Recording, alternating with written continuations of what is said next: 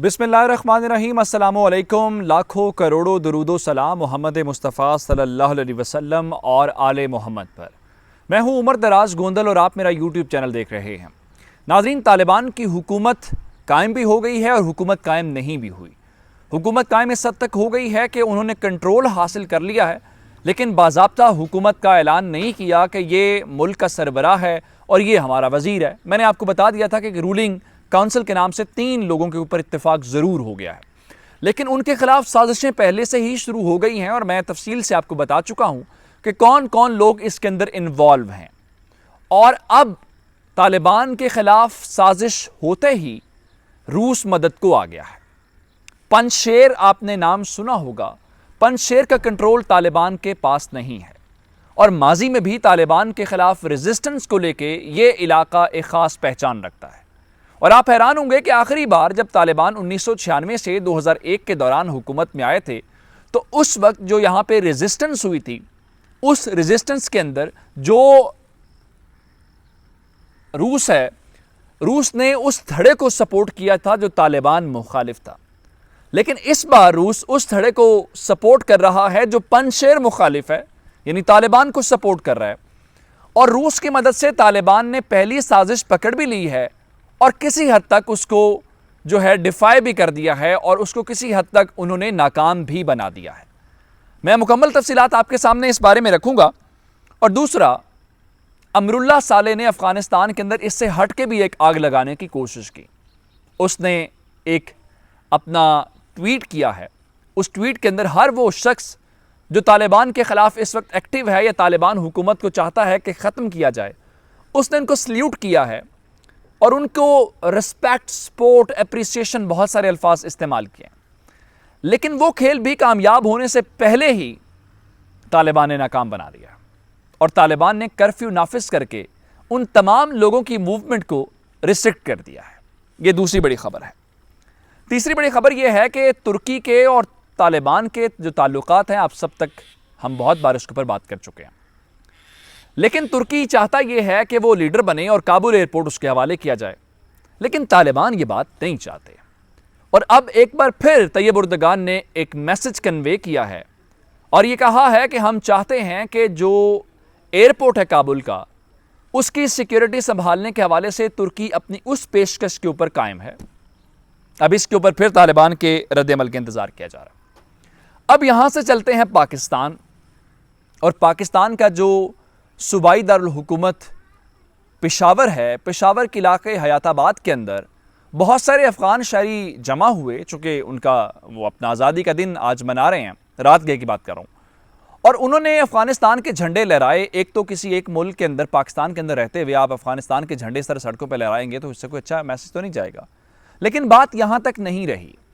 इस मौके के ऊपर उन्होंने अशरफ गनी की हिमायत में नारे लगाने शुरू किए और अशरफ गनी पाकिस्तान के बारे में क्या कुछ कहता रहा है आपको बहुत अच्छे से इल्म है। जिसके बाद पाकिस्तान के खिलाफ भी नारे लगाए। अगर अशरफ गनी के हक में नारे लगाते रहते तो बात इतनी ख़राब ना होती। जिसके बाद पाकिस्तान के कानून नाफिज करने वाले इदारों ने कार्रवाइयाँ की हैं और अशरफ गनी के इन हामियों को गिरफ्तार किया गया है। कितने लोग गिरफ्तार हुए हैं, कहाँ पर इनको रखा गया है, ये आपको बताऊँगा।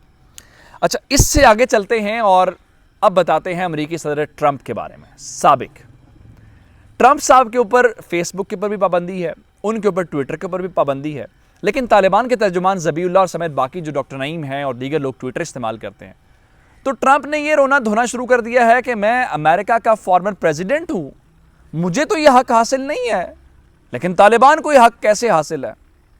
अच्छा, एक और बात जो अमरुल्लाह साले वाली आग वाली बात थी, आपको ताजिकिस्तान वाला याद है जो हमने आपको बताया था कि वहाँ पर अशरफ गनी की तस्वीर को हटा के अमरुल्लाह साले की तस्वीर लगा दी गई है और उन्होंने कहा जी हमने अमरुल्लाह साले को एक्टिंग जो प्रेसिडेंट है वो मान लिया है। ताजिकिस्तान के बाद उज़्बेकिस्तान भी मैदान में आ गया। उज़्बेकिस्तान ने कहा कि इस वक्त जो हमारी हुकूमत तालिबान की है अफ़गानिस्तान के अंदर, हम उनके साथ कोई कांटेक्ट नहीं रखेंगे, ना कांटेक्ट रख रहे हैं, ना हम उनको अपडेट रख रहे हैं, हम अपने तौर पर आज़ादाना काम करें।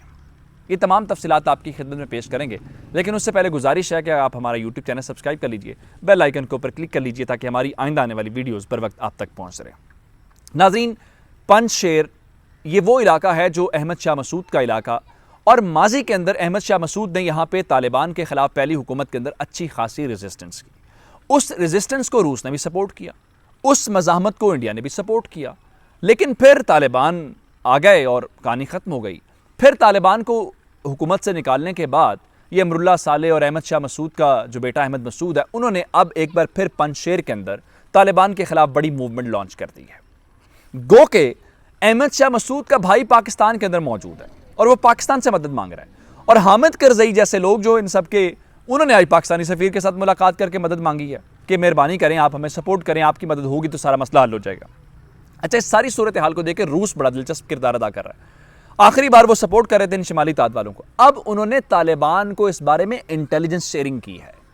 उन्होंने बताया पंजशेर के अंदर है असद भाई कंसंट्रेशन, पूरा जो मरकज आपके खिलाफ बन रहा है ना, वो पंजशेर है, उसको जितनी जल्दी कंट्रोल हो सकता है कर लो।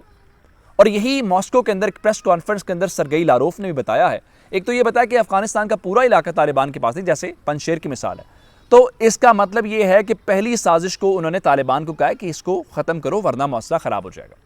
अच्छा, अमरुल्लाह साले जो है वो कोशिश कर रहा है किस तरीके से इक़्तिदार से निकलने की जो भड़ास है निकाल रहा है और आग लगाने की कोशिश कर रहा है। उसने उन लोगों को उसके ख्याल में जो कह रहा है कि salute those who carry the national flag and thus stand for dignity of the nation and the country, मकसद ये है, और रिस्पेक्ट, सपोर्ट एंड अप्रिसिएशन। हर वो आदमी जो तालिबान के ख़िलाफ़ इस मुजाहरे के अंदर शरीक है उसको सल्यूट किया है। लेकिन उसकी ये आग वो मुख्तलिफ सूबों के अंदर, यानी ख़ास सूबे के अंदर हालात ख़राब हुए, तालिबान ने कर्फ्यू लगा दिया। कर्फ्यू लगाने के बाद जो मुकम्मल कंट्रोल है वो तालिबान के पास आ गया, उनका कोई बाहर नहीं निकलेगा। और ये तालिबान के टेक ओवर के बाद पहला सूबा है जहाँ पे इस किस्म के हालात हुए हैं। अच्छा, इन हालात को, इस सारी सूरत हाल को देखते हुए तुर्की फ़ायदा उठाना चाहता है। काबुल एयरपोर्ट के ऊपर जो कुछ चल रहा है, तुर्की ने फिर कहा है कि काबुल एयरपोर्ट की सिक्योरिटी ज़रूरी है अगर आप चाहते हैं कि डिप्लोमेट्स काम करें और ममालिक की जो एम्बेसीज़ हैं वो काम करें। इसलिए हम अपनी उस जो पेशकश है उसके ऊपर कायम हैं और हम तालिबान के साथ बातचीत करने के लिए भी तैयार हैं। और तुर्की ने खुद माना, अच्छा उनकी पता नहीं अपनी गलतियाँ हैं या उनकी अपनी इंटेलिजेंस शेयरिंग है, कि तालिबान तुर्की के साथ ताल्लुकात कायम करने के हवाले से खासे हसास हैं। लेकिन तैयब उर्दगान ने कहा कि मैं हर किस्म की मदद के लिए तैयार हूँ। अच्छा, हयादाबाद वाली कहानी पे आ जाते हैं जनाब। पेशावर के अंदर बहुत सारे नौजवान निकले जो अफ़गानी हैं, उन्होंने झंडे उठाए हुए थे, आज़ादी का जश्न मना रहे थे, चले यहाँ तक तो बात ठीक है। उसके बाद तालिबान के ख़िलाफ़ नारे लगाने शुरू किए, उसके बाद अशरफ गनी के हक़ में नारे लगाना शुरू किए। बात यहीं तक रुकी नहीं है, तो चलो आप लोगों का अंदरूनी मामला था। पाकिस्तान के ख़िलाफ़ नारे लगाए, यानी हमारी सरजमीन पर रह के हमारे ख़िलाफ़ नारे, जिसके बाद पाकिस्तान ने कार्रवाई की और 17 अफ़गान शहरियों को धर लिया गया। ये वो लोग हैं जो पाकिस्तान के ख़िलाफ़ नारे लगा रहे थे और इनके खिलाफ ताज़ीरात पाकिस्तान के तहत पाकिस्तान की बेहरुमती करने के मुकदमात दर्ज कर लिए। ये सारे के सारे अशरफ गनी के हामी, अशरफ गनी के हक़ में नारे लगा रहे थे। और ट्रंप रोध हो रहा है, कह रहा है यार ये ज़बीउल्लाह मुजाहिद, ये बाकी सारे लोग, इनको तो आप ट्विटर इस्तेमाल करने दे रहे हो, मैं साबिक सदर हूँ, मुझे क्यों नहीं करने दे रहे, जिस पे उसने ट्विटर की और इन सब की जो है वो मजम्मत की है। अच्छा, ताजिकिस्तान वालों ने क्या किया, उन्होंने कहा जी हम तालिबान के साथ कोई ऑफिशियल कॉन्टैक्ट में नहीं है, हम इनको कोई रिपोर्ट नहीं दे रहे। आमतौर पर जो सिफारत खाने होते हैं वो रोज़ाना की बुनियाद पर अपने मुल्कों को रिपोर्ट भेजते हैं। और ये इससे कोई नई चीज़ नहीं है। ताजिकिस्तान वालों ने अमरुल्लाह साले को प्रेसिडेंट मान लिया है, ये उज़्बेकिस्तान वाले जो हैं वो कह रहे तालिबान को नहीं मानना। अब मालूम ये नहीं है कि तालिबान के इसके ऊपर क्या रिएक्शन है और ये करने क्या जा रहे हैं। ये सारे के सारे वो डिप्लॉयमेंट्स हैं जो अमरुल्लाह साले और हमदुल्ला मोहिब की हुई हैं।